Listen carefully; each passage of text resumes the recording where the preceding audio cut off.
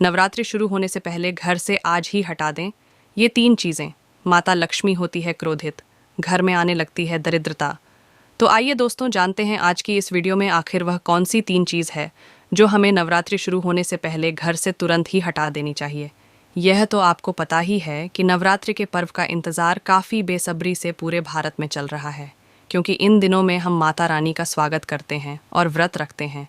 नवरात्रि का महापर्व बहुत ही शुभ और मंगलकारी माना जाता है। नवरात्रि के पूरे 9 दिन गंगा जल की हर एक बूंद की तरह पवित्र माने जाते हैं। यह शुभ समय भक्तों के जीवन में खुशियों की सौगात लेकर आता है। दोस्तों, आपको बता दें, 2023 में इस साल माँ दुर्गा हाथी पर सवार होकर पृथ्वी लोक में पधारेंगे। शास्त्रों में वर्णित तथा मान्यताओं के अनुसार यदि शारदीय नवरात्रि पर यदि माँ दुर्गा का आगमन उनकी वाहन सिंह नहीं बल्कि हाथी पर होगा, तो मान्यता है कि माँ दुर्गा का हाथी पर सवार होकर आना बहुत ही शुभ और कल्याणकारी माना जाता है। जीवन सुखमय हो जाता है। भक्ति का भरपूर लाभ भक्तजनों को मिलता है। दोस्तों, इस बार नवरात्रि पूरे 9 दिनों तक मनाई जाएगी। एक भी दिन कम न ज़्यादा पूरे 9 दिनों तक मनाई जाएगी।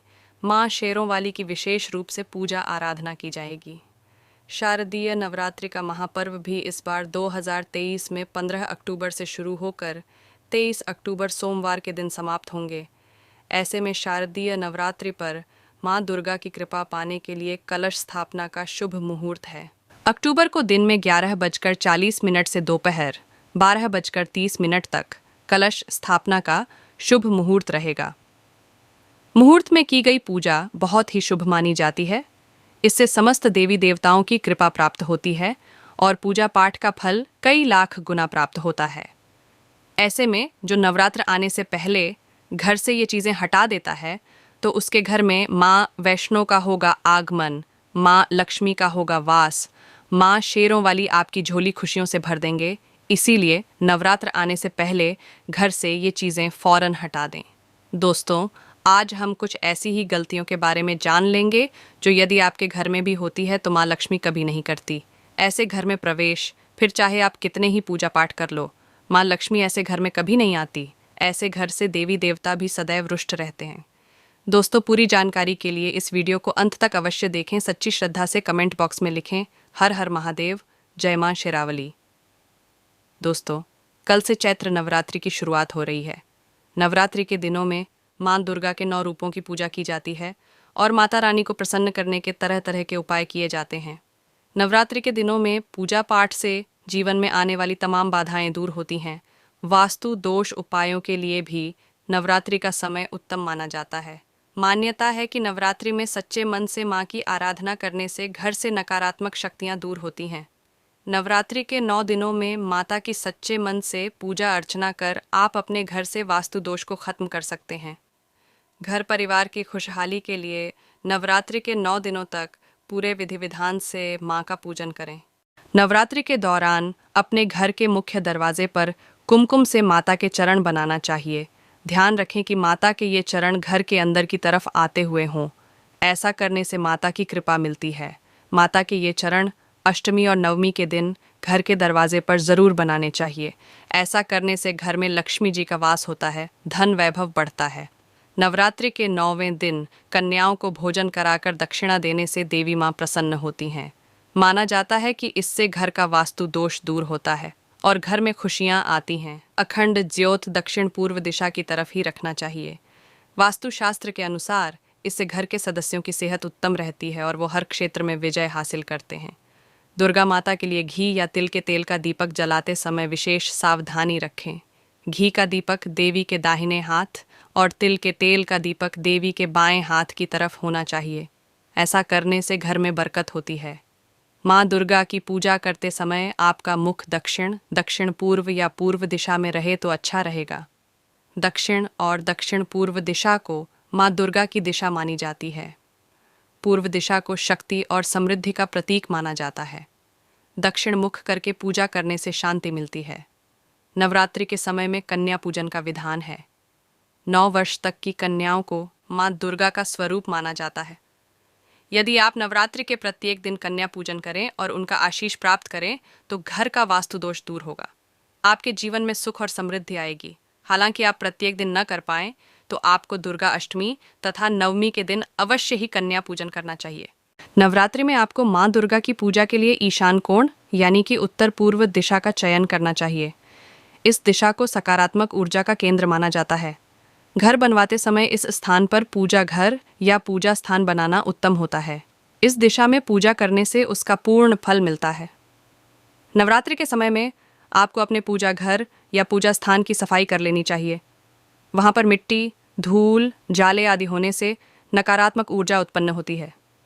इससे आपको पूजा की पूर्ण फल प्राप्त नहीं होगा, क्योंकि नकारात्मक ऊर्जा उसे प्रभावित करेगी। अपने पूजा घर को लाल, गुलाबी, बैंगनी या हरे रंग से पेंट कराना चाहिए। ये सकारात्मक ऊर्जा वाले रंग माने जाते हैं। इन रंगों के प्रयोग से पूजा घर में सकारात्मक ऊर्जा का प्रवाह होता है। भूलकर भी पूजा घर में काले, नील, भूरे रंग के पेंट का प्रयोग न करें। ये नकारात्मक ऊर्जा का प्रतीक माने जाते हैं। कुछ ऐसी वस्तु है जिन्हें नवरात्रि के दौरान भूलकर भी माता रानी को अर्पित नहीं करना चाहिए। यदि इन वस्तुओं को आप गलती से भी माता रानी को अर्पित कर देते हैं तो आपको व्रत और पूजन का पूर्ण लाभ नहीं होगा। इसीलिए माता रानी की आशीर्वाद प्राप्त करने के लिए आपको यह जानना अति आवश्यक है कि वो कौन सी ऐसी वस्तु है जो माता रानी के पूजन में भूलकर भी प्रयोग नहीं करना चाहिए। तो आइए माँ का जयकारा लगाते हुए वीडियो को शुरू करते हैं। दोस्तों, नंबर 1, नवरात्रि के दौरान शादीशुदा महिलाओं को सफ़ेद कपड़े पहनकर पूजा पाठ नहीं करना है। साथ ही साथ काले कपड़े भी नहीं पहनना चाहिए। इससे पूजा, व्रत आदि खंडित हो जाती है। माता की चौकी जब आप लगाए तो उसमें कागज़ नहीं लगाना चाहिए। माता की चौकी सदैव लाल कपड़ा बिछाकर ही बनाना चाहिए। सदैव याद रहे, नवरात्रों के इन 9 दिनों तक व्रतधारी को अपना आसन माँ की चौकी के आगे ही लगाना चाहिए और वहीं पर आपको सोना चाहिए। मंदिर को नवरात्रों के दौरान अकेला नहीं छोड़ा जाता। बहुत ही अशुभ माना जाता है, जिससे दुर्गा माता नाराज़ हो जाती है और सदैव के लिए चली जाती है। दोस्तों, नंबर 2, नारियल। हिंदू धर्म में नारियल को समृद्ध धन और सम्मान का सूचक माना जाता है। नारियल को श्रीफल भी कहा जाता है। नारियल को सुख समृद्धि में वृद्धि करने वाला माना जाता है। नारियल का हर मांगलिक कार्य में विशेष महत्व होता है। जैसे कि आप सभी जानते हैं कि माता रानी के कई मंदिरों में नारियल से बलि दी जाती है और माता रानी के पूजन में नारियल का प्रयोग हम सभी करते हैं। खासकर कलश की स्थापना नारियल रखकर ही की जाती है। माता रानी के पूजन में हम नारियल प्रयोग करते समय कुछ गलती करते हैं। दोस्तों, नारियल कई प्रकार के होते हैं। एक हरा, दूसरा सूखा, जिसके अंदर पानी होता है। जिस नारियल के अंदर पानी होता है, माता रानी के पूजन में सदैव पानी वाला और जटा वाला नारियल ही प्रयोग करें।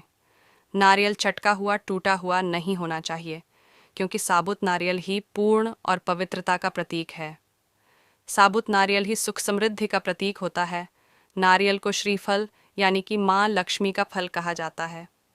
नवरात्रि में माता रानी के कलश की स्थापना करते समय जटा वाला यानी पानी वाला नारियल कलश पर स्थापित करना चाहिए।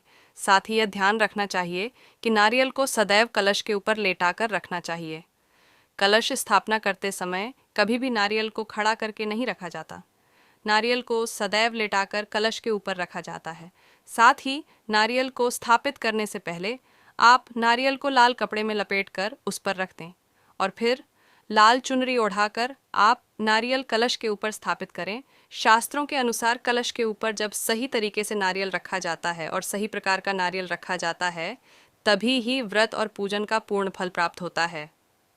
ये भी ध्यान रहे कि महिलाएं माता रानी को नारियल अर्पित कर सकती है, किंतु कभी भी माता रानी के सामने नारियल को भूलकर भी ना तोड़े, क्योंकि नारियल के 20 रूप होते हैं और स्त्रियां 20 रूप से ही शिशु को जन्म देती हैं। इसलिए कभी भी महिलाओं को नारियल तोड़ना नहीं चाहिए। दोस्तों, नंबर 3, लौंग हम सभी माता रानी के पूजन में प्रयोग करते हैं, किंतु लौंग का प्रयोग करते समय एक बहुत बड़ी गलती कर बैठते हैं। सदैव ध्यान रखना चाहिए कि माता रानी को सदैव फूल वाली लौंग ही अर्पित करना चाहिए। जिस लौंग के ऊपर फूल नहीं होता या फिर जिसके पीछे लकड़ी की डंडी नहीं होती, उसको आप माता रानी के पूजन में भूलकर भी प्रयोग ना करें। फूल वाले लोगों को ही पुण्य माना जाता है और माता रानी के पूजन में कोई भी अपूर्ण वस्तु, कोई भी खराब वस्तु या टूटे हुए अक्षत प्रयोग नहीं करना चाहिए। इसीलिए सदैव माता रानी के पूजन में फूल वाली लौंग का ही प्रयोग करें। तो दोस्तों, आज की वीडियो आपको कैसी लगी कमेंट में ज़रूर बताएं। साथ ही वीडियो अच्छी लगी हो तो वीडियो को लाइक करके चैनल को सब्सक्राइब कर ले। तो दोस्तों मिलते हैं अगली वीडियो में। जय माता दी दोस्तों।